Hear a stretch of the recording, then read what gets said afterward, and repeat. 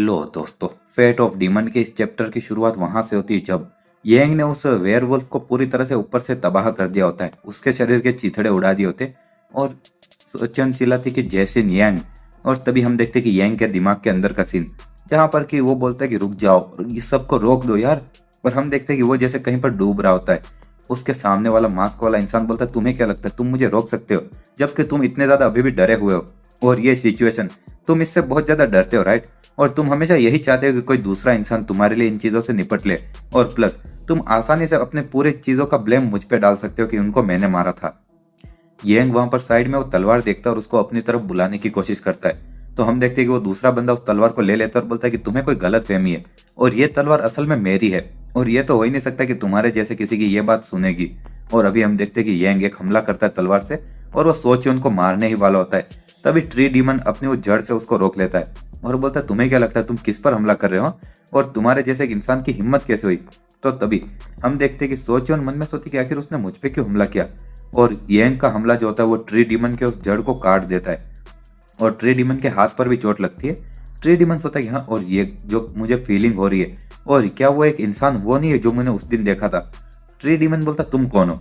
Young बोलता है कि आखिर तुम क्यों जानना चाहते हो, क्योंकि जानने के बाद भी तुम मरने तो वाले ही हो वैसे भी। तो ट्री डीमन बोलता, तुम घमंडी कही के, और अपनी जड़ों से उस पर हमला करता है। येंग अपना हाथ सामने लाता है और उसके हाथ पे जो मार्किंग्स होती है उसके कारण उसकी जड़ें रुक जाती है। योन वो देख रहा होता है और योन मन में सोचता है कि वो टैटू। और तभी ट्री डीमन बोलता है कि चलो तो अब इसको भी ब्लॉक करके दिखाओ, और वो और भी ज्यादा जड़ें उसकी तरफ फेंकता है। येंग अपने हाथ से उस जड़ को रोकने की कोशिश करता है पर वो थोड़ा सा पीछे धकेला जाता है। ट्री डीमन बोलता, तुम्हें क्या लगता है तुम इसके सामने टिक जाओगे और मैं तुम्हें अभी खत्म करता हूँ? तभी येंग थोड़ा मुस्कुराता है और हम देखते हैं कि वो बोलता है, तुम्हें क्या लगता है तुम सच में मुझे रोक पाओगे? और हम देखते हैं ट्री डीमन के सिर के ऊपर वो तलवार होती है और वो उसके ऊपर से छाती में से बाहर निकल जाती है। सारे लोग ये देखते रह जाते हैं और ट्री डीमन का जो जड़ें होती है वो भी टूट जाती है। येंग अपनी तलवार को वापस अपने पास में बुलाता है और ट्री डीमन की तरफ हमला करने के लिए बढ़ता है और वो एक वार करता है और उसकी सारी जड़ों को आराम से काटे जा रहा होता है।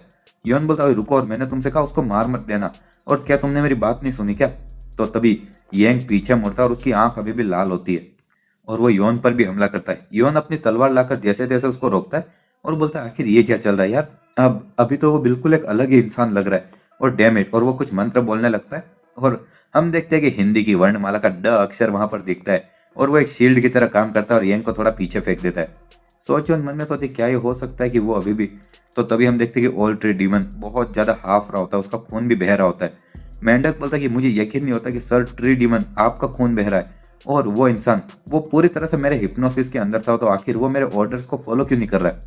तो तभी सोचवन जाकर उसकी बेल को तोड़ देती है और बाद में वो साइड में देखती है तो हम देखते हैं कि योन ने येंग की तलवार को अपने सिक्कों से बांध लिया होता है और बोलता है कि ओए, मैंने कहा रुक जाओ, अब बहुत हुआ। तो येंग थोड़ा थोड़ा जैसे होश में आने लगता है, उसकी आंखें वापस ब्लू होने लगती है और वो लोग ये देख रहे होते हैं। लेकिन अचानक से येंग की आंखें पूरी तरह से लाल हो जाती है और वो योन के ऊपर हमला करने बढ़ता है। योन बोलता है कि हाँ, और कोई ऐसा बंदा जो कि अपना होश खो बैठा, उसको ठिकाने लगाने का एक ही तरीका कि हम वायलेंस का इस्तेमाल करें। और वो मंत्र बोलता है और बाद में एक इलेक्ट्रिक शॉक देता है येंग को। साइड में से सोचोन अपनी तलवार निकाल कर आ रही होती है और वो बोलती है, क्या अभी भी येंग हिप्नोसिस के अंदर है? हम येंग के शरीर के अंदर का सीन देखते हैं जहां पर कि वो सामने वाला बंदा बोल रहा था कि बहुत सारे लोग हैं बाहर जो तुम्हें बुला रहे, और क्या तुमने कुछ नए दोस्त बनाए क्या? लेकिन ये चीज सच में तुम्हें सूट नहीं करती, तुम्हें पता है? येंग बोलता है कि मजाक करना बंद करो और मुझे जाने दो। सामने वाला बंदा बोलता है, मजाक? और मैंने अभी अभी तुम्हारी जिंदगी बचाई है। येंग बोलता है कि आखिर तुम किस बारे में बात कर रहे हो? तो सामने वाला बंदा बोलता है कि अभी जो पहले जितनी भी चीजें हुई है उसको देखते हुए तुम्हें क्या लगता है कि तुम उन मॉन्स्टर से लड़ पाते? और ये बिल्कुल भूतकाल में जो हुआ था उसकी तरह है। और तो इसलिए अगर तुम जिंदा रहना चाहते हो तो अपनी जगह पर रहो और सारी चीजों से मैं निपट लूंगा जैसा मैंने पिछली बार किया था। और तुम बस ये बहाने बताते रहो कि आखिर ये तुम नहीं थे जैसे मैंने मारा, और तुम ऐसा करते हुए चुपचाप सो जाओ। और येंग जैसे वहां पर अंदर डूब रहा होता है, मतलब अभी येंग के शरीर पर वो दूसरी पर्सनालिटी ने कब्जा किया होता है, या दूसरा बंदा जो भी। योन चिल्लाता कि ओए नूब, और अभी इतना जिद्दी बनना बंद करो। और तभी हम देखते हैं कि येंग वहां पर उसको शौक लग रहा होता तो भी अपना हाथ सामने लाता है और योन को याद आता है कि उसके हाथ के एक मुक्के ने उस मॉन्स्टर को कैसा उड़ाया था। और तभी होंगयोन बोलते, इंसान अगर वो चीज तुम्हें लगी? तो योन बोलता, हाँ मुझे पता है। और वो अपने हाथ में बहुत सारे सिक्के बांध लेता है और सामने लाता है। तो अभी हम देखते हैं कि जब उसको एक मुक्का पड़ता है तो वो बहुत दूर जाकर गिरता है और बोलता, डैम इट, और मेरे हाथ की हड्डियां। और तभी वो सामने देखता है तो येंग उसको मारने के लिए बढ़ता है सोचोन अपनी तलवार से उसकी तलवार को रोकते हुए बोलते प्लीज और अभी होश में आओ। लेकिन हम देखते कि यंग पूरी तरह से वहां पर डूब चुका होता है। आगे हम देखते कि जो वो मास्क वाला इंसान होता है वो यंग को वहां पर डूबते हुए देख रहा होता है और बाद में सोचोन बोलती है कि प्लीज होश में आओ यार अभी। तो वो यंग उसको इग्नोर करता है और अपनी तलवार घुमा के एक मारता है, लेकिन योन थोड़ा पीछे हो जाता है। यंग बोलता तुम, और तभी सोचोन अपनी तलवार सामने लाती है और उससे लड़ने के लिए तैयार होती है, लेकिन यंग उसको इग्नोर कर देता है और वहां पर योन की तरफ बढ़ने लगता है। योन चिल्लाता है रुको यार, और तुम सच में पागल हो गए हो क्या, और बहुत सारे तालिस्मान फेंकता है उसकी तलवार के ऊपर, जिससे कि उसकी तलवार का वजन बहुत बढ़ जाता है और वो नीचे गिर जाती है। योन बोलता है कि मैं तुमसे कब से बोल रहा था कि यह तलवार खतरनाक है यार, तो मैं इसलिए अभी इसको सील कर रहा हूँ और तुम्हें होश में। तभी यंग अपनी तलवार को छोड़कर एक लात मारता है उसको, तो योन पीछे जाकर दीवार से टकराता है और वो बोलता है कि अबे यार होश में आना, कितनी बार बोलूं तुझे। तभी हम देखते हैं कि यंग उसकी तरफ बढ़ रहा होता है और आगे हम देखते हैं कि सोचोन उसके सामने आ जाती है। यंग बोलता है हटो। सोचोन बोलती नहीं मैं ये नहीं कर सकती। योन बोलता है कि ओए तुम। यंग बोलता है कि हाँ मुझे लगता है कि तुम पहले मरना चाहती हो राइट। सोचोन कुछ बोलती नहीं और बाद में बोलती हाँ, और तुम जब तक मुझे नहीं मारोगे तब तक कुछ नहीं कर पाओगे। वो ऑल ट्री डीमन बोलता है कि आखिर तुम किस बारे में बात कर रही हो, और ये कोई ऐसी चीज नहीं जो कि तुम खुद से डिसाइड कर सको कि तुम अपनी जान दे दोगी। यंग बोलता है कि तुम यहाँ पर उस इंसान को प्रोटेक्ट करना चाहती हो। सोचोन बोलती है कि हाँ वो भी तुम्हारे लिए। यंग बोलता है कि आखिर इसका क्या मतलब निकला। सोचोन बोलती है कि अभी जो तुम कर रहे हो वो कोई ऐसी चीज है जो कि यंग कभी नहीं करना चाहेगा, और तुम अपने टीममेट को चोट पहुंचा रहे हो, डीमंस को भी बिना कारण से मार रहे हो, और मैं जो भी हो सके वो करूंगी ताकि तुम ये सारी चीजों के लिए खुद को ब्लेम ना करो और जब होश में आओ तब। तो यंग बोलता ठीक है, और इसी के साथ में वो सारी सील्स को हटाते हुए तलवार को वापस हाथ में ले लेता है। योन भी कंफ्यूज हो रहा था और सोचोन बोलती यंग, और तभी वो यंग पर हमला करती है और बाद में उसकी तरफ बढ़ते हुए सोचती है कि मैं तुम्हें रोकूंगी और भले कुछ भी हो जाए। यंग और सोचोन दोनों लड़ रहे होते हैं, लेकिन यंग उसका पैर पकड़ता है और उसको घुमा के दूर की तरफ फेंकता है, और सोचोन वो जैसे ही उठती है तो हम देखते हैं कि यंग वापस ऊपर से हमला करता है। सोचोन उसको रोक रही होती तभी उसको एक जोर की लात पड़ती है उसकी साइड में, और बाद में वो भी घसीटते हुए वहां पर योन के पास में चली जाती है। योन बोलता है तुम ठीक तो हो, और वो बोलता ओए नूब तुम बास्टर्ड। तभी उसको आवाज आती है कि तुम इससे बाहर रहो और ये एक मेरी लड़ाई है। सोचोन वहां पर हाफ रही होती है और जैसे तैसे खड़ी होने की कोशिश कर रही होती है। योन बोलता है कि ये बकवास है यार, और सोचोन बोलती है कि मैं एक डीमन हूँ तो तुम्हें यहाँ पर बीच में इन्वॉल्व होने की जरूरत नहीं है। योन बोलता तुम। सोचोन बोलती कि मैं तुमसे झूठ बोलने के लिए माफी चाहती हूँ। योन बोलता है कि तुम्हें सीरियसली अभी ये सारी चीजें करने का टाइम मिला है। सोचोन बोलती है कि यंग, और उसकी तरफ बढ़ रही होती है और बोलती है कि मैं अभी भी लड़ाई में हूँ, और यंग वहां पर बहुत ज्यादा गुस्से में उसकी तरफ बढ़ने लगता है। तभी हम देखते हैं कि वो जड़ों ने उसको रोक दिया होता है। ट्री डीमन बोलता है क्यों, और आखिर तुम एक इंसान को बचाने के लिए इतनी ज्यादा हद तक क्यों गुजर रही हो।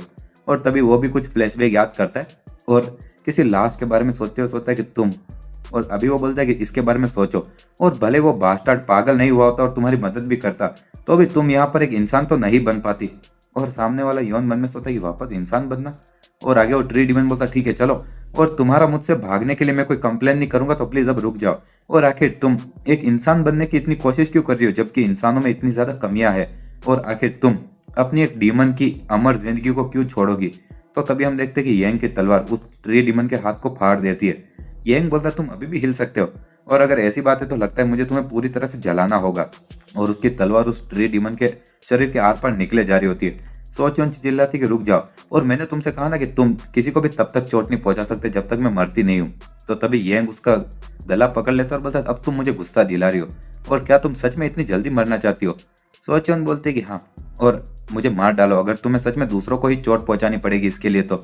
यंग बोलता तुम मरो, और इसी के साथ में हम एक फ्लैशबैक याद करते जहां पर कि यंग ने उसको बोला होता है कि सोचोन, और सोचोन बोलती है कि मैं माफी चाहती हूँ तुम्हें इन सारी चीजों में इन्वॉल्व करने के लिए। आगे वो बोलती है कि ये सारी चीजें तब नहीं होती अगर मैं तुमसे मिली नहीं होती अभी। और तभी हम देखते हैं कि वो जो तलवार होती है ऑल ट्री डीमन की वो बाहर निकलती है। योन चिल्लाते कि ओ आखिर तुम क्या कर रहे हो, और वो तलवार बहुत ज्यादा स्पीड में आती है और वो सोचोन को लगने ही वाली होती है, और सोचोन बोलती है कि मैं सच में खुश थी कि तुमने मेरी कहानी को सुना आखिरकार। और हम देखते हैं कि वो तलवार लग जाती है, उसमें से खून निकल रहा होता है, और हम देखते हैं कि यंग ने अपने हाथ से उस तलवार को रोक लिया होता है और उसके हाथ से भी खून निकल रहा होता है। सोचोन मन में सोचती कि यंग, और अभी हम देखते हैं कि यंग उस अंदर वाले अपने डीमन से बात कर रहा होता है, और डीमन बोलता है कि वाह, और आखिर तुम उससे बाहर कैसे निकले। यंग ने उसकी तलवार को पकड़ के रखा होता है। यंग बोलता है कि अभी के भी रुक जाओ। वो बंदा बोलता है कि तुम, और मैं समझ गया, और लगता है कि अब तुम्हारे पास में एक और कारण है ना अपने आप को रोकने का। और तभी सोचन चिल्लाती कि यंग तुम्हारा हाथ, और क्या तुम ठीक हो? और अभी अभी इस तलवार को छोड़ो अपने हाथ से। अभी हम देखते कि अंदर की तरफ वो बंदा बोलता है कि कितना मुसीबत वाला है, और जाओ और एक कोने में जाकर डरते रहो और मेरे रास्ते में मत आओ। यंग बोलता है कि नहीं, मैं ये नहीं कर सकता। सामने वाला बंदा बोलता है कि तुम पैथेटिक हो, और तुम भले ही जब तुम बहुत ज्यादा डर जाते हो और भागते रहते हो हर बार, फिर भी कुछ ज्यादा बड़ी बड़ी बातें नहीं करते हो। यंग बोलता है कि तब मेरे पास में और कोई चॉइस नहीं थी। वो बंदा बोलता है क्या? यंग बोलता है कि मैं तब कमजोर था जैसा कि तुमने कहा, और उस दिन मैंने सबसे पहली बार डीमंस को देखा था, और मैं कुछ कर नहीं पाया था क्योंकि मैं बहुत ज्यादा डरा हुआ था।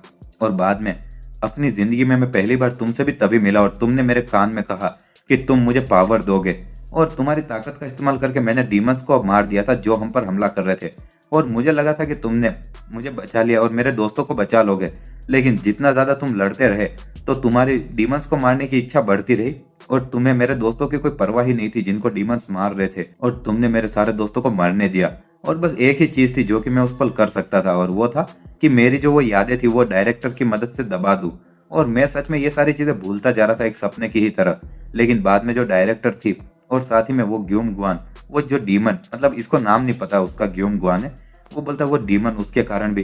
तो सामने वाला मास्क वाला बंदा बोलता कि हाँ, और अगर तुमने मुझे सच में उसके लिए तब वापस बुला लिया होता एक बार के लिए, तो वैसी चीजें जो जिसका तुम्हें अभी पछतावा हो रहा है ये होता ही नहीं, राइट? यंग बोलता है नहीं, अगर तुम वापस जाग भी जाते तो तुम यहाँ पर डीमंस को ही मारने में लगे रहते, और तुम्हें कोई फर्क नहीं पड़ता कि आखिर मेरे करीबी कोई मर रहे कि नहीं। और सामने वाला बंदा बोलता लेकिन इसमें क्या ही प्रॉब्लम है? तो यंग बोलता है कि तुम्हें पता है क्या, और क्योंकि ये सारी चीजें तभी हुई जब मैं अकेला हो गया और मैंने रियलाइज किया कि आखिर मुझे तुमसे किस चीज का डर लगता था। और हाँ, ये सब कुछ इसलिए हुआ क्योंकि मैं कमजोर था, लेकिन तुम्हें भी किसी चीज के बारे में गलत फहमी है, और तुम्हें क्या लगता है कि तुम सारी चीजें हासिल कर लोगे अगर तुम्हारे पास में बहुत ज्यादा महान ताकत है। ये बात सच नहीं है, और भले तुम्हारे पास में महान ताकत है इन क्रिएचर से ऐसे लड़ने की, लेकिन ये ताकत बेकार है। अगर तुम जिसकी रक्षा करना चाहते हो वही मर जाएंगे। तो सामने वाला बंदा बोलता है कि मुझे तुमसे, तुम्हारे जैसे किसी कमजोर से ये बकवास सुनने की जरूरत नहीं है। ये सारे बहाने जो कि कमजोर लोग बनाते हैं, और ये बस एक घटिया लॉजिक है जो कि मौत से भागने के लिए कोई भी लोग खुद को बोलते हैं दुश्मन से भागते हुए। यंग बोलता है कोई फर्क नहीं पड़ता अगर ये घटिया लॉजिक है, और मैं यहाँ पर सेम चीज करने वाला जो मैंने तब की थी, और मैं तुम्हें रोकूंगा भले मैं सारी चीजें वापस भूल जाऊं। तो हम देखते हैं कि सामने वाला बंदा वहां पर देख रहा होता है, और यंग के नीचे का जो खून जैसा पानी होता है वो उस बंदे को अंदर ले जाने लगता है। यंग बोलता तुम वापस जाकर सो जाओ, और यहाँ पर मैं ऐसे तरीके बनाऊंगा जिससे मैं उन लोगों की रक्षा कर पाऊं जो मेरे लिए कीमती है, भले मैं ताकतवर नहीं हूँ, और ये बेहतर है कि ताकतवर बन के उन सबको खो देने से। तो सामने वाला वो बंदा बोलता तुम्हें बहुत ज्यादा पछतावा होगा, और तुम्हारे पास में किसी भी चीज की रक्षा करने की ताकत नहीं है। यंग बोलता है हाँ तुम सही बोल रहे हो, लेकिन ये जो दुनिया है ये कोई बहुत ज्यादा बेहतर जगह नहीं बन जाएगी एक और मॉन्स्टर को आजाद करके, तुम राक्षस कही के। तो तभी वो कुछ बोल पाता उससे पहले वो बंदा अपनी तलवार से यंग को मार देता है। और यंग बोलता क्या? सामने वाला बंदा बोलता है कि हाँ, तुम बस एक कायर होते हुए भी बस एक ही चीज में अच्छे बने, और वो है मुझे गुस्सा दिलाना। और तुम्हें सच में चुपचाप एक कायर की तरह एक कोने में बैठा रहना चाहिए था जो कि तुम हो, और अगर तुम इतना भी नहीं कर सकते तो यहाँ से गायब हो जाओ, और अब मैं सारी चीजें संभालूंगा। अभी हम देखते हैं कि यंग वहां पर घुटने पर बैठ जाता है, और सोचन बोलती यंग, योन बोलता है कि पीछे हटो, और वो अभी भी हिप्नोसिस के अंदर है। हम देखते हैं कि यंग अपनी तलवार को वापस हाथ में पकड़ता है और सोचन पर हमला करता है। सोचन मन में सोचती क्या वो सच में मुझ पर वापस हमला करने वाला है, और वो बोलती यंग नहीं और प्लीज। अभी हम देखते हैं कि यंग अपने दिमाग में चिल्ला रहा था कि प्लीज, और सोचन की उसको आवाज आती कि अभी होश में आओ यार। और यंग जैसे उसको मारने वाला होता है, हम देखते हैं कि वो तलवार किसी के शरीर के आर पार निकलती है, लेकिन ये शरीर यंग का ही होता है। उसने अपने खुद के ही शरीर में तलवार घुसा ली होती है। सब लोग ये देखकर चौंक जाते हैं और कोई कुछ समझ नहीं पा रहा होता है। और यंग बोलता गायब हो जाऊं, और घंटा में गायब होऊंगा, और मैं अपने आप को ही एग्जिस्टेंस से मिटा दूंगा, और सेम चीज वापस होने से बेहतर है कि मैं मर जाऊं। और जब वो गिर रहा होता तभी सोचन बोलती कि यंग, और आखिर तुम कर क्या रहे हो? और आगे बोलती यंग। यंग बोलता कि मैं तुम्हारी बात सुन पाया, और मैं रुक पाया क्योंकि मैं तुम्हारी आवाज को सुन पा रहा था, और मुझे रोकने के लिए शुक्रिया। और इसी के साथ में यंग वहां पर गिर के मर जाता है। योन आते हुए बोलता है कि ओए नूब, और आखिर तुम्हें लगता है कि तुम क्या कर रहे हो, और होश में आओ। और हम देखते हैं कि वो बोलता है कि मैं इसकी पल्स को महसूस नहीं कर पा रहा हूँ, और वो मर चुका है। यंग के मुंह से खून निकल रहा होता है। सोचन चिल्लाती कि अपनी आंखें खोलो यंग। और मुझे सच में इस मेन कैरेक्टर से ज्यादा उसके अंदर का वो मॉन्स्टर पसंद है जो सबको मारे जा रहा था। तुम्हें को क्या लगता है मुझे कमेंट में जरूर बताना। आगे हम देखते हैं कि वापस उसके दिमाग के ही अंदर का सीन, जहाँ पर कि वो मॉन्स्टर बोल रहा होता है कि मैंने कभी इमेजिन नहीं किया था कि तुम्हारे पास में इतनी हिम्मत होगी ऐसी कोई चीज करने की। और यंग ने अपनी तलवार उस मॉन्स्टर में घुसा दी होती है। यंग बोलता है मुझे पता है राइट, और मुझे भी कोई आइडिया नहीं था कि मैं इतना ज्यादा कर सकता हूँ, और तुमने ये रियलाइज तो कर ही लिया होगा कि मैं सच में तुम्हारा चेहरा देखना इतना ज्यादा अवॉइड करना चाहता था कि मैंने मौत को चुना, और चलो हम दोनों ही चीजों को यहीं खत्म करते। सामने वाला बंदा बोलता है अगर जब तुम ऐसे जिंदा हो और तब तुम्हारी बॉडी गायब होगी तो मैं गारंटी नहीं दे सकता तुम्हारे कोई बाद में कोई जन्म होगा, और क्या तुम्हें उससे कोई फर्क नहीं पड़ता है। यंग बोलता है कि जब तक कि मैं तुम्हें अभी के लिए रोक सकता हूँ मुझे कोई फर्क नहीं पड़ता है। सामने वाला बंदा बोलता है ठीक है तो चलो, और ये बेहतर रहेगा कि हम ये चीजें अगली बार कभी करें, और अभी यहाँ पर इस बार की लड़ाई फालतू में मेहनत नहीं करना चाहता हूँ मैं। और वो वहां से गायब होते हुए बोलता है चलो मान लेते और इस बार बोल देते हैं कि तुम्हारे जो जिद्दीपन है वो जीत चुका है और तुम खुद से मर सकते हो, जो चाहो वो करो, समझे। और वहां से गायब हो जाता है और हम देखते हैं कि यंग भी वहां पर गिर जाता है। यंग को वहां पर सोचन बोलती है कि प्लीज अपनी आंखें खोलो यार, और वो जोर जोर से रोने लगती है। जो यौन होता है वो याद कर रहा होता है कि उसने जब येंग को बोला था कि तुम्हारे लिए कोई इंपॉर्टेंट है, तो बोलता है कि नहीं मैं लेकिन किसी की मदद करना चाहता हूँ। और वो सोच रहा होता है कि ये बंदा ये जरूर इस सोचोन के बारे में ही बात कर रहा होगा, इस औरत के बारे में। और वो बोलता है मुझे सच में समझ नहीं पा रहा हूँ कि आखिर वो एक डीमन की क्यों मदद करना चाहेगा, सब इस पूरी दुनिया में सारे क्रिएचर्स को छोड़ के। और बाद में उस तलवार को निकालने की कोशिश करते सोचता है कि हे भगवान, और प्लस उसने अपने आप को इस घटिया तलवार से मार दिया और मैं इसको बाहर भी नहीं निकाल सकता, उसकी मदद कर भी नहीं सकता चाहते हुए भी। तो हम देखते हैं कि वो तलवार अचानक से चमकने लगती है और योन बोलता है हे भगवान ये, और क्या ये वापस खुद से मूव क्यों कर रही है। तो वो तलवार येंग के शरीर से बाहर निकलती है और जमीन पे गिर जाती है। और जब योन साइड में देखता है बोलता है क्या उसके शरीर पे कोई घाव नहीं है, और भले ही जो तलवार थी वो अभी भी उसके शरीर से बाहर निकली है। और मुझे पता था, और इस बंदे और इस तलवार के बारे में कुछ तो अजीब है यार। और तभी वो बोलता है कि और साथ ही में, और तभी जैसे वो तलवार को छूने लगता है तो उसको एक शौक लगता है। वो बोलता है क्या, और ये अभी भी चाहता है कि मैं इस तलवार को छू ना। हाँ, और ठीक है चलो तुम गुस्से वाले बास्टार्ड तलवार, लेकिन कुछ भी हो और तुम चाहते हो कि तुम अपने मालिक को चोट ना पहुंचाओ, राइट। और वो सोचता है कि चीजें ऐसी इसलिए हुई क्योंकि ये अपने मालिक की बात को मना नहीं कर पा रहा था, लेकिन इसका मतलब कि ये उम्मीद अभी भी कायम है। और तभी सोचन बोलती क्या हुआ, और जो तलवार थी वो अभी भी।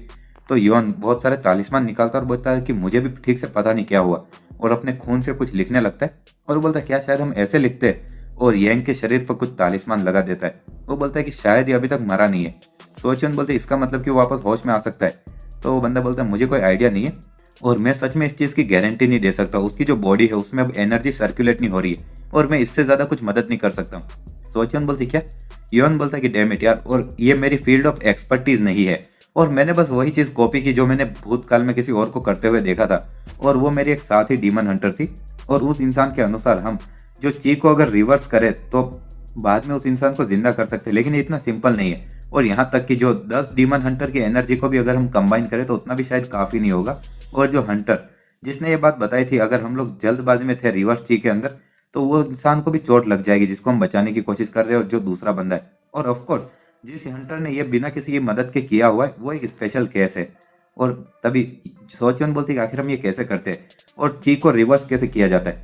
योन बोलता है कि ओए मेरी बात सुनो डीमन, और मैं समझ सकता हूँ कितनी ज़्यादा तुम ये इसको बचाना चाहती हो, लेकिन यहाँ पर ये उन्हीं लोगों के द्वारा हो सकता है जो कि उनके डेंटियान को बना सकते हैं, और नॉर्मली तुम्हें इसके लिए एनर्जी कंट्रोल करना पड़ता है जिसमें बहुत ज़्यादा समय लगता है। और ऑफकोर्स एक दूसरा रास्ता भी है, लेकिन जो तुम्हारी ची है वो तुरंत तुम्हारे शरीर से निकाल ली जाएगी और तुम मर सकती हो। वेल वो है कि तुम उसको किस करो, और मैं इसके बारे में सोचना नहीं चाहता हूँ। लेकिन तभी सोचोन एकदम से जाकर यंग को किस कर लेती है। योन बोलता है हे भगवान, और ये क्या कर रही हो तुम, और मेरा मतलब क्या तुम मरना चाहते हो क्या। और हाँ ऑफकोर्स मुझे कोई फर्क नहीं पड़ता कि कोई डीमन मरता है कि नहीं, लेकिन और ट्री डीमन भी वो देख रहा होता है। सोचोन अपने अंदर से जो बटरफ्लाइज जैसी ची होती है वो यंग के शरीर में भेज रही होती है। और वो सामने वाला बंदा बोलता है तुम शायद सच में मारी जाओगी, लेकिन मुझे ज़्यादा फर्क नहीं पड़ता, लेकिन फिर भी। तो तभी हम देखते हैं कि सोचोन को कोई खींच के दूर ले लेता है। योन वो देख रहा होता है और सोचोन बोलते आखिर ये क्या। तो तभी योन के शरीर में कुछ जड़ें लगती है और वो बोलता आखिर ये क्या चल रहा है यार। और सोचोन मन में सोचती कि नहीं, मैंने अभी तक अपनी पूरी एनर्जी को शेयर नहीं किया है। और तभी वो वहाँ पर बेहोश हो जाती है। ट्री डीमन ने उसको कैच कर लिया होता है और वो हाफते हुए उसको देख रहा होता है। योन बोलता है तुम डीमन बास्टर्ड, और मैं इसके बारे में तो भूल ही गया था। ऑल ट्री डीमन बहुत गुस्सा होते हुए बोलता है कि तुमने सच में मुझे कभी भी डिसअपॉइंट करना रोका नहीं है सोचोन। और इसी के साथ में हम देखते हैं कि जो सोचोन होती है वो अभी भी कुछ बोल नहीं पा रही होती है। वो बोलता है चलो यहाँ पर खत्म करते हैं और यहाँ से निकलते हैं, समझी। और इसी के साथ में जो सामने वाला हमारा योन होता है वो बोलता है कि डैम इट, मैं अपने हाथों को हिला नहीं पा रहा उसकी जड़ों के कारण। और सामने वाला ट्री डीमन बोलता है ठीक है चलो, और अब तुम्हारी बारी। योन मन में सोचता आखिर मैं क्या करूं, और मुझे उस डीमन को किसी तरह से जिंदा पकड़ना होगा। ट्री डीमन बोलता है कि मैं जितनी जल्दी हो सके तुम्हें मार डालूंगा ताकि तुम्हें कम दर्द हो, समझे इंसान। और वो अपनी जड़ से योन के सिर को मारने वाला होता है और तभी वो योन अपनी तलवार निकालते बोलता है तुम्हारे सपने में, लेकिन वो तलवार से अपने हाथ तो हिला सकता है नहीं, तो तलवार नीचे छोड़ता है और अपने जूते से उसको ऊपर मार के अपने जीभ में पकड़ लेता है वो सिक्के की चेन को। साइड वाली जड़ को उसमें लपेट के अपने मुंह से खींचकर तोड़ देता है और साइड में हो जाता है। आगे वो एक तालिस्मान निकालता है और दूसरी जड़ को भी जला देता है। जो ऑल ट्री डीमन होता है वो थोड़ा थोड़ा पीछे हटने लगता है और बहुत सारे हमले उसकी तरफ वापस फेंकने लगता है, लेकिन हम देखते हैं कि योन बहुत सारे तालिस्मान को जला जला कर उस पर फेंक रहा होता है और ऑल ट्री डीमन की लगभग सारी जड़ें जल चुकी होती है।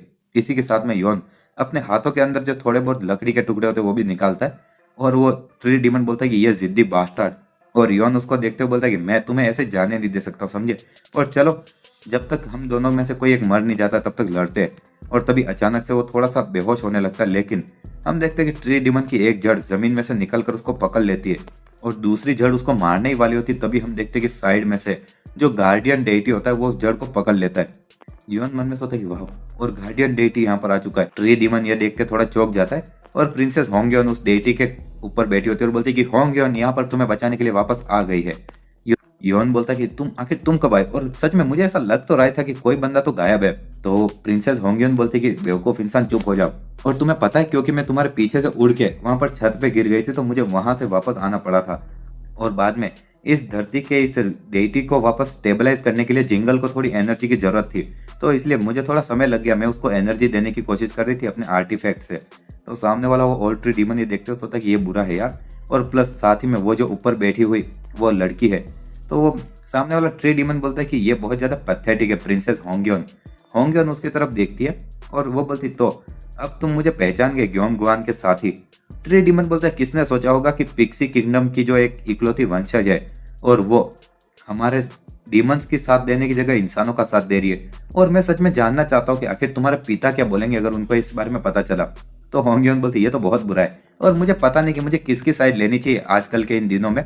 ऐसा इसलिए क्योंकि पिछले कुछ समय पहले मुझ पे जिसने हमला किया वो एक डीमन था, और क्या तुम्हें पता है वो कौन हो सकता है। तो ट्री डीमन कुछ नहीं बोलता है। पिक्सी बोलते यहाँ पर जो ये साथी है ये मुझसे बेहतर है ये जानने में कि कोई मुझे चोट पहुंचाना चाहता है कि नहीं, और मैं सच में तुमसे एक जजमेंट पूछना चाहती हूँ, और आखिर तुम्हें क्या लगता है और क्या मुझे ये पास करना चाहिए। ट्री डीमन बोलता सॉरी अभी के लिए तो मैं मना करूंगा, और मैं अभी यहाँ से जा रहा हूँ क्योंकि मुझे और भी कोई इंपॉर्टेंट चीज करनी है। और हम देखते कि वो जमीन को वहां से खोद कर नीचे जाने लगता है, और होंगयोन बोलती क्या वो भाग रहा है, और तभी योन बोलता वो उसको पकड़ो। तो होंगयोन बोलती हाँ, और तभी योन बोलता ऊपर देखो यार, और तभी हम देखते कि सोचयोन को भी वो ले जा रहा होता है। होंगयोन बोलती नहीं सोचयोन। योन चिल्लाता कि जल्दी से उसको पकड़ो वरना उसको भी अंदर वो लेके चला जाएगा। और तभी होंगयोन चिल्लाती जिंगल, और तभी वो जिंगल जो होता है वो जाकर एक जड़ को पकड़ता है, लेकिन हम देखते कि धीरे धीरे वो छोटा होने लगता है और उसकी पूरी एनर्जी खत्म हो जाती है और वो छोटा सा पपी बन के गिर जाता है। और साथ ही में होंगयोन बोलती क्या और तुम्हारी एनर्जी ऑलरेडी खत्म हो गई। और तभी वो अपने आर्टिफैक्ट में से कुछ हथियार निकालने वाली होती, लेकिन वो बोलती शिट, और मेरे आर्टिफैक्ट में अभी तक वापस पावर नहीं आई जो मैंने जिंगल को दी थी। हम देखते कि जो योन होता है वो अपने शरीर में से वो चेन को निकालता है और बहुत ताकत के साथ में चेन को फेंकता है, लेकिन उसकी चेन जैसे सोचयोन को कैच कर पाती उससे पहले ही सोचयोन जमीन के अंदर चली जाती है और वो बंदा वहां से भाग जाता है। सब लोग ये देख रहे होते हैं और कोई कुछ नहीं कर पा रहा होता है। तभी येन चिल्लाता है कि यार damn it, god damn it, ये कैसे हो गया, और आखिर हम उसको बचा भी नहीं पाए, और ये पूरी तरह से एक फेलियर था और कुछ भी काम नहीं कर रहा आज के दिन। तो साथ में येंग भी मर गया, तो वो पपी भी रोने जैसा हो रहा होता है। होंगयोन बोलते ये तुम्हारी गलती नहीं है और तुम क्या ही कर सकते थे। तभी उनको आवाज आती कि कितनी बेकार चीज है नहीं, और वो प्रिंसेस बोलती ये आवाज, और हम देखते कि वहां पर बिजली के तार के ऊपर वही खड़ा होता है नाइन टेल्स। योंग बोलता है कि ओए तुम वापस। तो सामने वाला वो बंदा बोलता लगता है कि तुम लोगों को सच में बहुत ज्यादा मुसीबतें देखनी पड़ी नहीं पिछले कुछ टाइम में, और मुझे लगता है कि मैं तुम सारे लोगों से बिना अपना एक पसीने की बूंद गवाए यहाँ पर निपट सकता हूँ। और इसी के साथ में हम देखते हैं कि वहां पर किसी और जगह पर जो ट्री डीमन होता है वो सोचयोन के साथ में बाहर निकलता है, और वो किसी हरी भरी जगह पर होता है और बोलता है कि चलो हम यहाँ पर आ चुके हैं और चलो वापस डीमन रियाम में चलते हैं सोचयोन। आगे हम देखते हैं कि जो वो सामने वाला नाइन टेल्स होता है वहां पर वो जमीन पर आता है और वहां पर येंग की तरफ बढ़ने लगता है। योन उसके सामने आते बोलता है तुम, और तभी होंगयोन आते बोलते कि तुम घटिया बंदे हो और मुझे यकीन नहीं होता कि तुम वापस आ गए और क्या चाहते हो इस बार तुम। योन बोलता है कि हाँ, और वही छुटकू, और क्या तुम इस बंदे को जानती हो। तो होंगयोन बोलती है कि हाँ सही कहा, और जिंगल भी उसको जानता है। तो योंग बोलता है कि नहीं मैं तुम्हारी बात कर रहा था, छुटकू से मेरा मतलब। तो सामने वाला नाइन टेल्स बोलता है कि तुम सब लोग एक दूसरे को जानते हो, और ये तो काफी ज्यादा इंटरेस्टिंग कनेक्शन है नहीं। और मुझे सच में इस चीज के बारे में मैं नहीं चाहता तो भी पता चल ही जाता, क्योंकि तुम लोग यहाँ पर इतनी ज्यादा जोर से लड़ रहे थे कि जो बैरियर था वो भी फट गया, और मुझे यकीन नहीं होता कि इतनी ज्यादा तबाही इंसानी रैम में हुई। और आखिर एग्जैक्टली यहाँ पर चल क्या रहा था? योन बोलता है कि तुम्हारे काम की कोई चीज नहीं है और यहाँ से चले जाओ तुम लोमड़ी कहीं के। तो नाइन टेल बोलता है कि मुझे नहीं लगता कि तुम इस पोजीशन में हो कि तुम मेरी बात का जवाब ना दो, और यहाँ पर मैं ही तो हूँ जो ये जज करेगा कि आखिर तुम लोग अब जिंदा रहोगे कि नहीं, और मुझे लगता है कि तुम लोगों को अभी मारना सबसे ज्यादा आसान रहेगा। तो योन बोलता है कि एक मिनट, तुमने कहा था कि तुम मारोगे नहीं। तो बंदा बोलता है क्या? योन बोलता है तुमने तब कहा था ना कि तुम इंसानों को मारते नहीं हो, तो क्या तुम अब अपनी बात को बदलने वाले हो? और प्लस हमने तो तुम पर एहसान भी किया था ना। वो बंदा बोलता है हाँ, लेकिन मेरा मानना है कि मैंने वो एहसान चुका दिया था। योन बोलता है घंटा, और तुम्हें सच में लगता है कि तुम बस इतनी छोटे से काम करके इसको बराबर बुला सकते हो? और हम लोगों ने तो उस दिन नर्क देखा था पूरा, और उसकी हालत खराब हो रही होती है। होंगयन बोलती है कि अरे यार, और शांत रहो इंसान, और तुम सच में अगर ऐसे चिल्लाओगे तो मारे जाओगे बहुत जल्दी। नाइन टेल बोलता है कि जैसे मुझे फर्क पड़ता है हाँ, और वो साइड में देखकर बोलता है हाँ, और मैंने नोटिस किया कि वो औरत यहाँ पे नहीं है, और क्या वो यहाँ से चली गई? तो होंगयन बोलती है कि उसको यहाँ से ले जाया गया था, मतलब उसको लेके चले गया कोई। नाइन टेन बोलता है लेके चला गया, लेकिन कौन? तो होंगयन बोलती है कि उसको किडनैप कर दिया था ट्री डीमन ने, जो कि ग्यूम गुआन का साथी है, और अब वो बहुत बड़े खतरे में होगी अगर हम उसको जल्दी से बचाएंगे नहीं। तो नाइन टेल्स बोलता ओल्ड ट्री डीमन हाँ, और आगे बोलता इससे काम नहीं चलेगा। योन बोलता है कि क्या? तो नाइन टेल्स बोलता है कि ये एक बहुत बड़ी प्रॉब्लम हो जाएगी अगर मैंने जो रिंग उस लड़की को दी थी वो किसी दूसरे डीमन के हाथ में लग गई तो योन बोलता है कि रिंग है, और आखिर तुम उसको एक रिंग क्यों दोगे, और क्या तुम उसमें इंटरेस्टेड हो? और ड्यूड, तुम्हारे लिए कोई उम्मीद नहीं बची है, जितना मैंने देखा उस औरत को तुम पसंद नहीं हो। तो नाइन टेल्स बोलता है कि मैंने उसको ये माफी मांगने के लिए दी थी तुम बेवकूफ, और तुमने कहा कि तुम उसको बचाना चाहते हो राइट, ठीक है चलो मैं तुम्हारी मदद करूंगा, लेकिन कंडीशन ये है कि तुम उस रिंग को ढूंढो, कैसा रहेगा? तो सामने वाला वो योन बोलता है कि हाँ, लेकिन आखिर तुम हमारे लिए क्या ही कर सकते हो जिससे तुम हमारी मदद करोगे? तो नाइन टेल्स बोलता है हाँ, सबसे पहले कैसा रहेगा कि मैं उस बंदे को जगा दूं, और वो यंग की तरफ इशारा करता है। योन बोलता है लुक, और मेरी बात सुनो ड्यूड, और वो इस बार बस बेहोश नहीं हुआ है, वो ऑलमोस्ट मर चुका है। तो नाइन टेल्स बोलता है कि मेरा मानना है कि सेम चीज तुम्हारे लिए भी है, और तभी वो उसको इग्नोर करते हुए यंग की तरफ बढ़ता है और अपना हाथ यंग के ऊपर एक बार फैलाते हुए बोलता है कि हाँ, जो एनर्जी मुझे उससे महसूस हो रही है वो ना ही इंसान की है ना ही डीमन की है, और ये क्या ये वही इंसान है जो मैंने पिछली बार जिससे मैं मिला था? और आखिर एक दिन के अंदर क्या हो गया यार? तो योंग बोलता है कि मेरे पास में बहुत ज्यादा आइडियाज है कि आखिर ऐसा क्या हो सकता है, लेकिन उससे कुछ भी एक्सप्लेन नहीं होगा क्या हुआ है। नाइन टेन बोलता है सच में, और बहुत सारी चीजें हो गई लगता है तब तो, और मैंने सच में ऐसी एनर्जी को बहुत लंबे समय से नहीं देखा यार, और जो एनर्जीज है वो साथ में फ्यूज नहीं हो पा रही और इसलिए वो बीच में अटक चुकी है, और मुझे लगता है कि मुझे बस इसकी एनर्जी को सर्कुलेट करवाने की जरूरत है। और वो अपनी बीड को बाहर निकालता है। होंगटेल थोड़ी चौंक जाती है और बोलती है कि हाँ वो, और तभी जो वो फॉक्स होता है वो यहाँ पर यंग की एनर्जी को सर्कुलेट करवा रहा होता है और यंग को ठीक करने लगता है। तभी हम देखते हैं कि उसको भी कुछ महसूस होता है और एकदम से वो झटके से उस बीड को साइड में ले लेता है। योन बोलता है कि क्या कुछ प्रॉब्लम है क्या? तो सामने वाला बंदा बोलता है कि मैंने एनर्जी को सर्कुलेट करा लिया, लेकिन मुझे पता नहीं कितना समय लगेगा, शायद वो कुछ दिन में उठ जाएगा। और तभी प्रिंसेस होंगयोन बोलती है कि क्या तुम इस बंदे की चोट को भी ठीक कर सकते हो? तो नाइन टेल बोलता है कि नहीं, मैं सच में उसमें मदद नहीं करना चाहता हूँ। योन बोलता है कि मुझे भी तेरी मदद की जरूरत नहीं है। और सामने वाला नाइन टेल बोलता है और हाँ, और अब जब मैं इसके बारे में सोचता तो मैंने पिछली बार तुम्हारा कुछ काफी इंटरेस्टिंग देखा था और मैंने तुमसे एक जानी पहचानी डेमोनिक एनर्जी महसूस की थी, और क्या तुम ये एक्सप्लेन कर सकते हो ये क्या था? योन बोलता है तुम अपना काम करो, अगर तुम्हें पता है कि तुम्हारे लिए क्या अच्छा है। नाइन टेन बोलता है कि ओए, ये एक डिमांड है ना कि रिक्वेस्ट, और वेल मेरे पास में और भी कुछ तरीके ये चीजें पता करने के, जैसे एग्जाम्पल के लिए मैं तुमसे अभी लड़ सकता हूँ। तो योन बोलता तुम बास्टर्ड, और वो बोलता है कि तो तुम सच में इस तरह से ये खेलना चाहते हो? तभी उसको आवाज आती है कि ओप्पा, मतलब वो बड़े भाई को जैसे बुलाते, बड़ा भाई नहीं, अपने से बड़े मर्द को जो लड़कियां बुलाती है, और तुमको पता ही होगा अगर तुम एनिमे देखते हो। तो वो योन मन में सोचता है कि ये आवाज, और तभी वो साइड में देखता और बोलता है हे भगवान, और एक लड़की वहां पर फोटोज खींचते हुए बोलती कि मैं सोच ही रही थी कि आखिर तुम्हें क्या हो गया, और तुम मेरे सारे टेक्स्ट को इग्नोर कर रहे थे और ये बहुत ज्यादा तबाही मच रही, राइट? योन बोलता है कि सिया। सिया बोलती है कि वाह, जरा देखो ये सारी डैमेज डीमंस ने की है क्या, और मुझे पता नहीं कि आखिर इनको रिपेयर करने में कितना पैसा लग जाएगा। योन बोलता तुम यहाँ पर क्यों आई हो? सिया बोलती है कि रुको यार, और मुझे कुछ फोटोज लेकर हेडक्वार्टर भेजने दो। और तभी वो नीचे देखती है और येंग और होंगयोन वगैरह सबको देखती है और बोलती है आखिर ये सब क्या है यार, और यहाँ पर तो ये तो हो ही नहीं सकता, ये सारे तुम्हारे दोस्त है राइट? योन बोलता है कि आखिर तुम्हें क्या लगता है मैं किस तरह का इंसान हूँ बच्ची? सिया बोलती है कि और ये लोग, और तभी वो साइड में नाइन टेल को देखती जो काफी कूल होता है, तो वो उसको देखती है और बाद में योन को देखते और बोलते हे भगवान, और ओप्पा ये हॉट बंदा कौन है? योन बोलता है कि ओए तुम्हें दिख नहीं रहा मुझे चोट लगी हुई है। होंगयोन भी कंफ्यूज हो रही होती है। आगे सिया बोलती क्या वो तुम्हारा दोस्त है? योन बोलता बिल्कुल नहीं। और मैंने कहा बोला ना कि हम लोग बिल्कुल भी दोस्त नहीं है। सिया बोलती ओप्पा तुम तो बहुत हॉट हो, और क्या तुम कोई सेलिब्रिटी हो? और आखिर तुम कितने लंबे हो, और आखिर तुम तो योन ओप्पा से भी बहुत लंबे हो यार। और वो सामने वाली जो प्रिंसेस होती है बोलती है कि आखिर ये इतनी शोर मचाने वाली लड़की कौन है? योन बोलता है कि काश कि मैं बोल पाता कि मैं उसको नहीं जानता हूँ। आगे वो सिया बोलती है कि ओप्पा और तुम्हें कोई प्रॉब्लम तो नहीं होगी अगर मैं तुम्हारे साथ में फोटो खींचूं, राइट? और मैं अपने दोस्तों से तुम्हारे बारे में बात करना चाहती हूँ, और जरा इधर देखो। तो वो नाइन टेल उसको देख रहा होता है।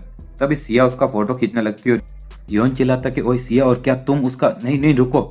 और तभी सिया जैसे उसका फोटो खींचती है तो अचानक से हम देखते हैं कि वो उस फोटो पर किसी तरह का कुछ मतलब निशान बना रही होती है, और सामने वाले नाइन टेल के आसपास किसी तरह की रस्सियां बन जाती है एनर्जी की। और योन चिल्लाता है कि ओए सिया रुको। और तभी हम देखते हैं कि वो नाइन टेल को पूरी तरह से बांध देती है। सिया बोलती है कि मुझे ये लग रहा था कि ये अजीब बात है कि तुम ही अकेले हो जिसको चोट नहीं लगी है, और या फिर क्या तुम हो जिसने कि मेरे ओप्पा को चोट पहुंचाया? मुझे एक एक्सप्लेनेशन चाहिए। तो सामने वाला नाइन टेल बोलता है अरे यार, और ये सच में कुछ ज्यादा ही ताकतवर बांधने वाला स्पेल है, और मैं इतना तो सही सकता। और वो अपनी पूरी ताकत लगाने लगता है और बोलता है हाँ, और क्या तुम मुझे एक लड़ाई के लिए चैलेंज कर रहे हो? लेकिन फिर भी वो उसको तोड़ नहीं पाता है। सिया उसकी जो एनर्जी निकल रही होती है उसको देखकर थोड़ा सा डर जाती है और बोलती मुझे पता था तुम एक डीमन हो, और आ जाओ डीमन लड़ते हैं। गियोन बोलता है कि सिया रुक जाओ। और तभी सब लोग ये देख रहे होते, और होंगियन बोलती है कि मुझे पता नहीं कि आखिर इनको कैसे रोका जाए। और तभी वो साइड में देखती है तो बोलती है हाँ एक मिनट ये, और सभी लोग लड़ाई करना रोको एक मिनट के लिए। और जरा ये देखो वो बच्चा जाग गया है। और हम देखते हैं कि येंग उठ जाता है। नाइन टेल उसको देख रहा होता है, और येंग की आंखें अब कुछ ज्यादा अजीब लग रही होती है। ना तो वो पूरी ब्लू लग रही होती है ना ही लाल। और तभी हम देखते हैं कि येंग वहां पर खड़ा होता है, और हम एक फ्लैशबैक देखते हैं जहां पर कि कोई बोल रहा होता है कि येंग उठो और तुम्हें जिंदा रहना होगा। और ये सोचोन की आवाज होती है। होंगन बोलती है ओए क्या तुम मेरी बात सुन सकते हो? तो येंग बोलता है हाँ आखिर क्या हुआ? और मुझे आखिरी चीज तो याद है वो। होंगियन बोलती क्या तुम्हें पता नहीं क्या हुआ तुम सोचोन? और तभी बोलता हाँ आखिर सोचोन कहाँ पर है? तो होंगियन बोलती है उसके बारे में, उसको ओल्ड ट्री डीमन ने किडनैप कर लिया था। और तभी येंग सामने देखता है तो वहां पर नाइन टेल होता है, और वो सोचता है कि हाँ इसमें एटलीस्ट ची को सर्कुलेट करने में कुछ दिन तो लगने ही चाहिए थे, और आखिर वो उठा कैसे? सिया बोलती है और तुम अपने आप को डिस्ट्रैक्ट होने दे रहे हो मुझसे लड़ते हुए, और मैं सच में यहाँ पर लड़ाई के बारे में सीरियस हूँ, लेकिन लगता है तुम बिल्कुल सीरियस नहीं हो। योन बोलता सिया, और क्या तुम प्लीज एक सेकंड के लिए रुक नहीं सकती हो क्या? तो सिया एकदम से योन की तरफ देखती है और उसको जोर से मार कर, हमें ऐसा लगता है जैसे कि उसने जोर से मारा, लेकिन हम देखते हैं कि वो अपनी एनर्जी उसके शरीर में डालती है और उसको ठीक करने लगती है। और बोलता हाँ, और आखिर तुम किसी बंदे को ऐसे मारने से पहले वॉर्न तो किया करो, और आखिर तुम ऐसे ही ची को अचानक से मेरे शरीर में नहीं डाल सकती हो। सिया बोलती शांत हो जाओ यार, और मैंने टेम्पररी तुम्हारे दर्द वगैरह को कम किया है, और अब तुम शांत होकर अपने ची के फ्लो को कंट्रोल करो। तभी वो नाइन टेल देख रहा था, और सिया बोलती कि ओए, और यहाँ पर हमारे हेडक्वार्टर वाले सारे लोग बहुत ज्यादा गुस्सा हो रहे हैं और तुम्हारे खिलाफ एक्शन ले सकते हैं, और ये बेहतर रहेगा कि मुझे भी तुम्हारे साथ में सजा न मिल जाए। आगे सिया बोलती कि हमें किसी तरह से तो जो ब्लेम है किसी दूसरे पर डालना होगा। और वो नाइन टेल की तरफ देखते हुए बोलती चलो तो जल्दी से उस डीमन को पकड़ते और सारा इल्जाम उस पर डाल देंगे। योन बोलता है कि मैंने तुमसे कहा ना कि मुझे आराम करने दो अभी। नाइन टेल मन में सोचता है कि ये जो रस्सियाँ ये मेरी उम्मीद से ज्यादा ताकतवर है। सिया बोलती है कि तुम उनको ताकत का इस्तेमाल करके नहीं तोड़ पाओगे, और ऐसा इसलिए क्योंकि यहाँ पर तुम अपने ही ताकत के साथ में बंधे हुए हो। तो इसका मतलब कि तुम जितना ज्यादा ताकतवर बनने की कोशिश करोगे उतनी ही ज्यादा ताकतवर रसिया बनने की तो कोशिश भी मत करना। तभी येंग बोलता क्या ये बात सच है, और क्या तुम सच में सोचयोन की जगह का पता लगा सकते हो? और वो वहां पर उन सबके बीच में आ जाता है। योन बोलता है कि नूब, और सिया बोलती सोचयोन वो कौन है? नाइन टेल वहां पर चुपचाप उसको देख रहा होता है। आगे नाइन टेल बोलता है कि हाँ मैं उसको ढूंढ सकता हूँ अगर उसके हाथ में अभी भी वो रिंग है। येंग बोलता है कि मुझे बताओ वो कहाँ पर है, और मैं तुम्हें वो रिंग लाकर दे दूंगा सच में। तो नाइन टेल उसको देखता है और बोलता है कि ठीक है चलो, लेकिन बेकार चीज ये कि अभी मैं पूरी तरह से बंधा हुआ और मैं उसको लोकेट नहीं कर सकता जब तक कि मैं, और वो अपनी बात पूरी कर पाता उससे पहले येंग अपने हाथ से उन रस्सियों को तोड़ देता है। और ये देखकर सारे लोग चौंक जाते हैं। वो सिया मन में सोचते कि ये कोई ऐसी चीज नहीं है जिसको ताकत से तोड़ा जा सके। नाइन टेल बोलता है कि मुझे छुड़ाने के लिए शुक्रिया, लेकिन मुझे नहीं लगता है कि अभी तुम्हारे शरीर का जो हिस्सा वो ठीक से जगा हुआ है, और आखिर तुम ऐसी हालत में क्या ही कर पाओगे। येंग बोलता है कि इससे तुम्हें कोई मतलब नहीं है और मैं इसको खुद से हैंडल कर लूंगा, बस मेरी बात का जवाब दो। तो नाइन टेल तलवार निकालता है और येंग पर हमला करता है, और सिया अपने ओप्पा के पास में चली जाती है, और ये बहुत तेज हमला होता है जिससे हवा चल रही होती है, लेकिन येंग ने तलवार निकालकर उसको रोक दिया होता है। और नाइन टेल वो देखता है और येंग बोलता है कि जल्दी से मुझे बताओ कि आखिर वो रिंग को कैसे ढूंढा जाए। नाइन टेल बोलता है कि मैं सोच रहा हूँ। येंग बोलता है किस बारे में? नाइन टेल बोलता है कि वेल, क्या मुझे भविष्य में इसके बारे में पछतावा होगा अगर मैं तुम्हें बिना मारे अभी यहाँ से जाने दूंगा? येंग बोलता है कि तुम्हें बिल्कुल पछतावा नहीं होगा जब तक कि तुम उस वादे को निभाओ जो तुमने सबसे पहले किया था। नाइनटेल बोलता, वादा? तुम्हारा मतलब वो कि मैं इंसानों को चोट नहीं पहुंचाऊंगा? तुम और वो बंदा यहाँ पर जो दूसरा है, तुम दोनों बहुत ज्यादा अजीब हो यार। योन बोलता, आखिर तुमने क्या कहा बंदे? तो नाइनटेल बोलता है कि चलो बोलते कि मैं अपना वादा निभाता हूँ, लेकिन क्या हो कि अगर तुम कुछ ऐसे बन जाओ जो कि इंसान नहीं है, तब क्या मैं तुम्हें मार सकता हूँ? यंग बोलता है कि मुझे पता नहीं तुम्हारा मतलब क्या है। नाइनटेल बोलता है कि वेल, अगर तुम्हें नहीं पता है तो तुम्हें जल्दी पता चल जाएगा। यंग बोलता है कि तुम मुझे मार सकते हो। नाइनटेल बोलता है क्या? यंग बोलता है कि अगर तुम्हें बाद में मुझे मारना पड़े तो मार देना, लेकिन अभी नहीं, और अभी के लिए तो मुझे जाकर सोचियोन को ढूंढना होगा। नाइनटेल बोलता ठीक है चलो, तो ये एक डील रही। और इसी के साथ में वो अपने हाथ में एक वो ब्लू कलर की बीड निकालता है और बोलता है कि ये बीड उस रिंग को ट्रैक कर सकती है। और लगता है कि वो बहुत ज्यादा दूर चले गए, क्योंकि इस एरिया के आसपास तो मैं उसके ऑरा को फील भी नहीं कर पा रहा हूँ। यंग बोलता है दूर? तो नाइनटेल बोलता है कि हाँ, एक ऐसी जगह जो बहुत ज्यादा दूर है, या फिर कोई ऐसी जगह जो कि इंसानी रेम में ही नहीं है। यंग बोलता है इसका मतलब? तो होंग्योन बोलती है कि डीमन रेम। सिया बोलती क्या?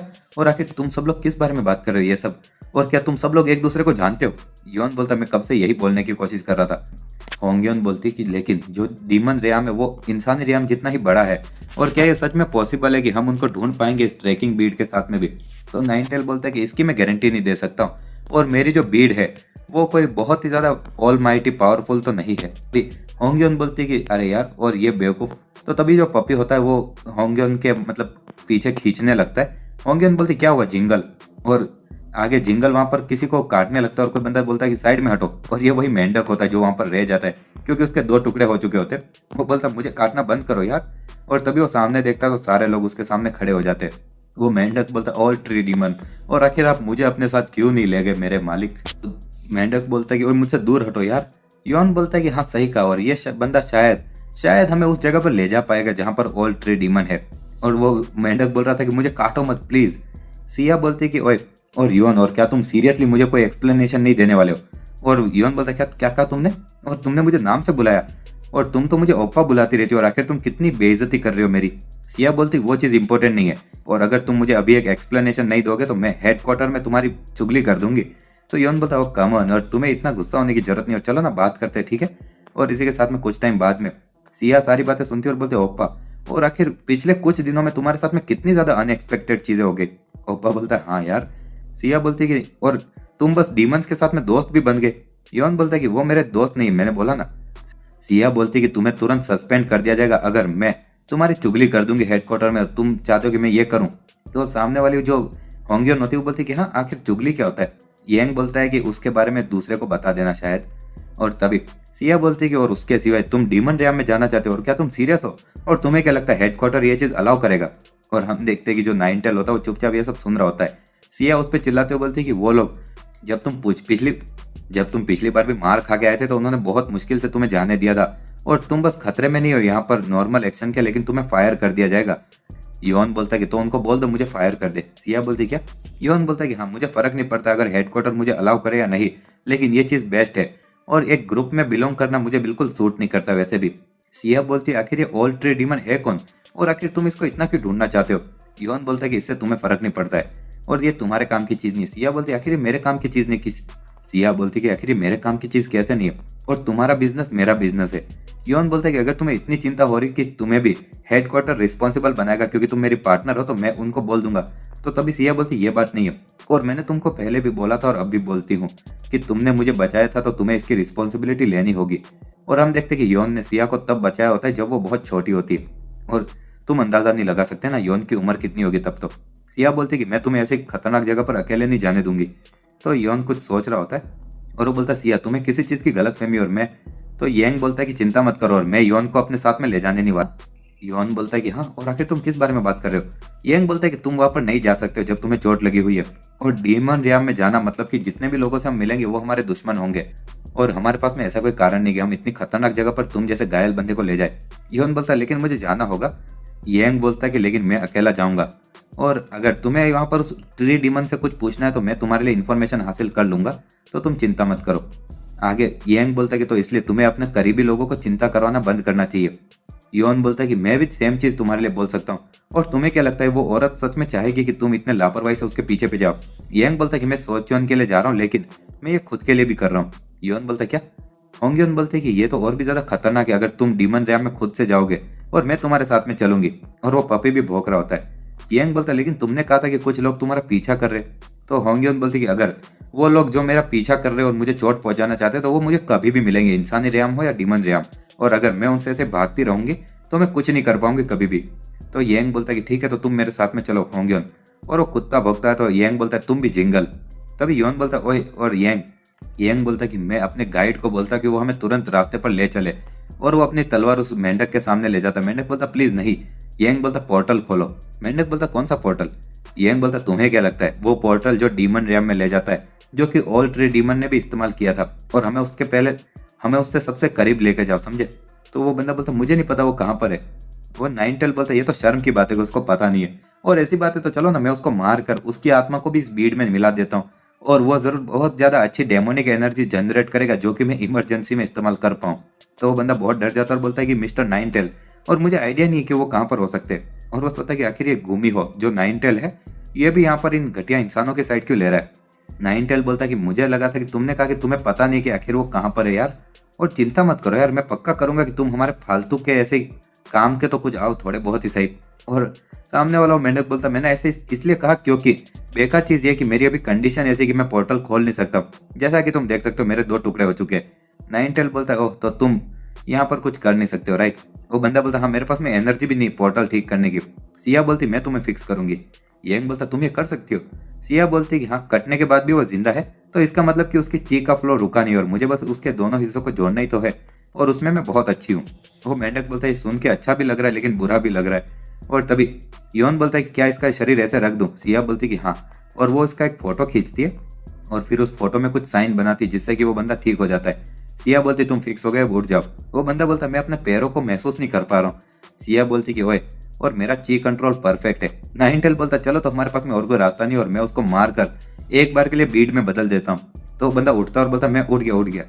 येंग बोलता आप पोर्टल खोलो। वो बंदा सोचता है कि माफ करना ऑल ट्री डीमन, और आपको मुझे पीछे छोड़ के नहीं जाना चाहिए था और मैं अपनी ये गवर्नमेंट की पोस्ट को छोड़ दूंगा और बाद में एक शांति की जिंदगी जीऊंगा। वो बोलता चलो तो क्या मैं सच में ये उम्मीद कर सकता हूँ कि तुम मुझे जाने दोगे जब मैं पोर्टल खोलूंगा। येंग बोलता क्या बकवास कर रहे हो, और तुम भी हमारे साथ में चलोगे और तुम हमें गाइड करोगे जब तक हम उस ऑल ट्री डीमन से मिल ना जाए। वो मेंढक बोलता तुम सीरियस तो नहीं हो राइट, और वो मुझे मार डालेगा। येंग बोलता तो तुम यहाँ पर मर सकते हो। वो बंदा सोचता है ये घटिया इंसान, और ये लोग बार बार जो डील है वो बदलते जा रहे हैं, और भले मैं जो भी कर रहा हूँ वो जो बोल रहे हैं वो फिर भी, और अगर मैं मरने वाला हूँ तो मैं ये रिस्क लूंगा। और वो बोलता मैं मना करता हूँ, ये एक ऑर्डर है और सब लोग सो जाओ। और वो अपनी वो घंटी निकालता लेकिन उसके हाथ में घंटी होती ही नहीं है। उसको याद आता है कि हाँ, और वो घंटी तो सोचियोन ने तोड़ दी थी। तभी सिया एक उसका फोटो खींचती है और बंदा बोलता हाँ, और आखिर वो क्या डब्बा है जो आवाज निकाल रहा है। देखते कि सिया जब फोन की स्क्रीन पर स्लाइड करती है तो सामने वाला बंदा भी साइड में गिर जाता है और बोलता आखिर तुमने क्या किया, और आखिर तुमने किस तरह का जादू इस्तेमाल किया अभी। तो सिया वापस दूसरी तरफ स्लाइड करती है और वो बंदा बोलता क्या तुमने उस बक्से में मेरी आत्मा को कैद कर लिया क्या। सिया बोलती कि हाँ सही कहा बेवकूफ, अब तो तुम गए। तो होंगयन बोलती क्या सच में तुमने उस आत्मा को वहां पर ट्रैप कर दिया उसके अंदर। तो सिया बोलती नहीं एक झूठ है। सिया बोलती कि मैं अपने दुश्मन का फोटो इसलिए लेती हूँ क्योंकि मैं कॉन्सेंट्रेट नहीं कर पाती अगर मेरा दुश्मन अपनी जगह से हिल जाए, और क्योंकि मैं एक ENFP हूँ। योन बोलता है कि ये ENFP क्या होता है। तो सिया बोलते हैं कि बेसिकली इसका मतलब कि मैं आसानी से डिस्ट्रैक्ट हो जाती हूँ और मैं यहाँ पर लोगों को अपनी ची का इस्तेमाल करके मूव कर सकती हूँ अगर मेरी एनर्जी उनके अंदर फ्लो कर रही है। और तो तुम तो काफ़ी ज़्यादा मतलब एक ऐसे कुत्ते हो जिसके गले पर मेरा पट्टा है। यंग बोलता तो चलो अब तुम इस जगह से बाहर भागने की कोशिश करना छोड़ो और पोर्टल खोलो। तो वो सामने वाला डीमन बोलता ठीक है चलो मुझे थोड़ा सा टाइम दो और मैं अभी अपनी ची को कंट्रोल नहीं कर पा रहा हूँ। यंग तभी साइड में देखता और बोलता है चलो तो तुम इस पर नजर रखना जब तक कि मैं अपने कपड़े बदल के आता हूँ। योन बोलता ठीक है। और तभी होंगयोन बोलते कि तुम्हें ऐसा नहीं लगता है कि अभी उस इंसान के बारे में कुछ बदल गया है। और यंग वहां पर अंदर जाके अपने कपड़े बदल रहा होता है और तभी वो एक फ्लैशबैक याद करता है जहां पर कि उस सामने वाले मास्क वाले इंसान ने बोला होता है कि चलो बोलते हैं कि तुम्हारा जिद्दीपना अभी जीत गया है और तुम चाहो तो अकेले मर जाना अब और मुझे फर्क नहीं पड़ता है और तुम इसको अवॉइड नहीं कर सकते हो बस तुम्हारे एक्सेप्ट नहीं करने से। और तुम और मैं हमारा मुकद्दर एक ही है, भले तुम कितना भी यहाँ पर भागने की कोशिश करो और तुम्हारे पास में ज़्यादा ऑप्शन नहीं है। तुम चाहो तो स्ट्रगल कर सकते हो इससे बाहर निकलने का, या फिर मर सकते हो, या फिर तुम मुझे वो तलवार दे सकते हो। तभी यंग उस तलवार को मयान में रखता और बोलता कि अब मुझे पता है कि मेरी एग्जैक्टली डेस्टिनी क्या है। और तभी यंग बाहर निकलते हुए बोलता क्या अब तुम पोर्टल खोलने के लिए तैयार हो मेंढक, और चलो हम लोग अब चल रहे डीमन रयाम में। तभी योन बोलता है ओए नूब, और क्या तुम सच में। तभी सिया पीछे फोन पर बात कर रही होती कि हाँ ये ऑर्चिड रोड पर है और 43 एरिया, और तुम्हें यहाँ पर सुबह से पहले काम निपटाना होगा और जल्दी करना। योन बोलता सिया क्या तुमने हेडक्वार्टर में फोन किया है? तो तभी एक सिया उसके सामने बैग फेंकती है और वो बोलता ये क्या? सिया बोलते कि ये तुम्हारे कपड़ों वाला बैग है और इक्विपमेंट भी है और मैं हमेशा इसको अपने कार में रखती हूँ। योन बोलता तुम? सिया बोलती है कि मैंने एक क्लीन अप टीम को बुलाया ना कि हेडक्वार्टर को, और उनसे बोला कि ये सीक्रेट रखे और किसी को तो ये तबाही से निपटना होगा ना, इसको साफ करना होगा और वरना ये जगह पूरी मीडिया में दिखाई जाएगी, समझे? वो योन बोलता सिया बोलती कि ऐसा तो नहीं है कि अगर मैं तुम्हें रोकने की कोशिश करूंगी तो तुम रुक जाओगे और तुम्हारे डीमन रियाम में जाने का तुम्हारी इस आंख के साथ में कुछ लेना देना, राइट? और नाइन टेल वो सुन रहा होता है। सिया बोलती तुम जो चाहो वो करो, और इसी के साथ में वो जो मेंढक होता है एक पोर्टल खोलता है और इसी के साथ में वो सारे लोग उस पोर्टल में जाने के लिए तैयार हो जाते हैं। और इसी के साथ हमारा ये चैप्टर भी यही खत्म होता है। अगर वीडियो पसंद आती है लाइक शेयर एंड सब्सक्राइब कर।